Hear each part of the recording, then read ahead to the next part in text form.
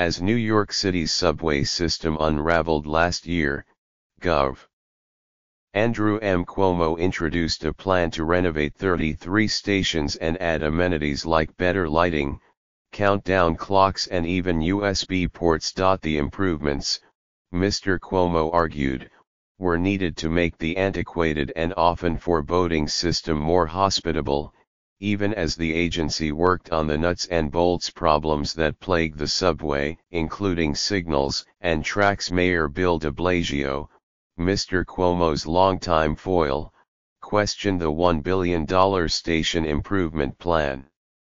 In essence, the argument that the mayor and other city officials made boiled down to whether spending so much on bells and whistles was justifiable at a time when the system's infrastructure was failing. On Wednesday, the mayor scored a rare win. The board of the Metropolitan Transportation Authority, which oversees the subway, delayed a vote on the governor's plan after members appointed by Mr. de Blasio objected. The board's decision ratcheted up the feud between the governor and the mayor and raised concerns among riders that the desperately needed turnaround of the crumbling system was at the mercy of two politicians who seemed to devote so much energy to their verbal war. There is nothing in it for the riders until these two leaders come to a deal, said Gene Rushanoff, the chief spokesman for the Strap Hangers campaign, an advocacy group. I'd rather take a day off from watching these two guys swinging at each other. It's so predictable. The vitriol played out in boardrooms and on unusual dueling conference calls, where reporters were invited to listen as proxies for each man attacked the opposition. The conversation spiraled beyond USB ports to a much larger, festering tension, the governor's demand that the city contribute half of the cost. The $836 million subway action plan, the blueprint unveiled last summer to address major issues and quickly improve the system's reliability. Mr. Cuomo included the city's share in his proposed budget. First up, the mayor's side.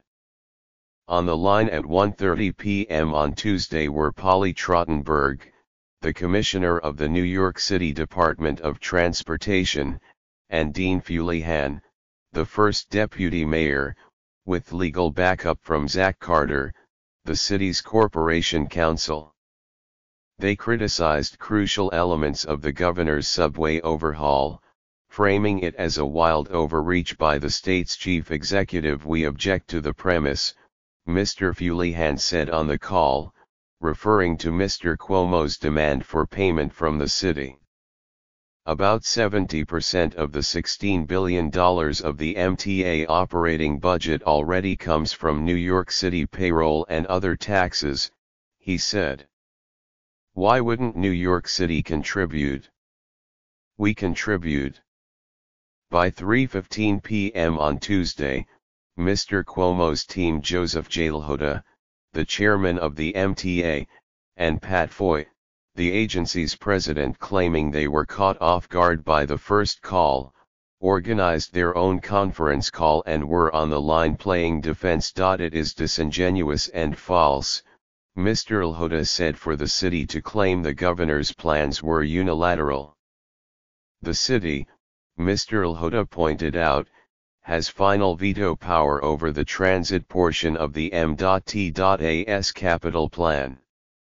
They have the ultimate leverage, he said, the ability to say no. At a news conference on Tuesday in the Bronx, Mr. de Blasio weighed in on the latest skirmish. We're going to continue to make the point that we don't like the direction the MTA is taking, and we're going to be speaking up about it, he said. The countdown clocks and the Wi-Fi and painting, having lights on bridges, all that stuff doesn't matter compared to your subway actually arriving where it's supposed to arrive on time.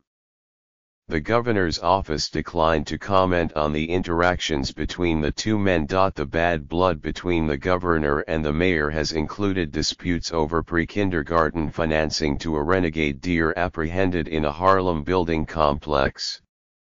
but their protracted battle over the subway seems to have eclipsed all the others, even as riders complain that they have yet to see the kind of improvements Mr. Cuomo promised after he declared state of emergency on the subway last year. And the schism over the station overhauls is but a piece of the mayor's differing vision on the subway.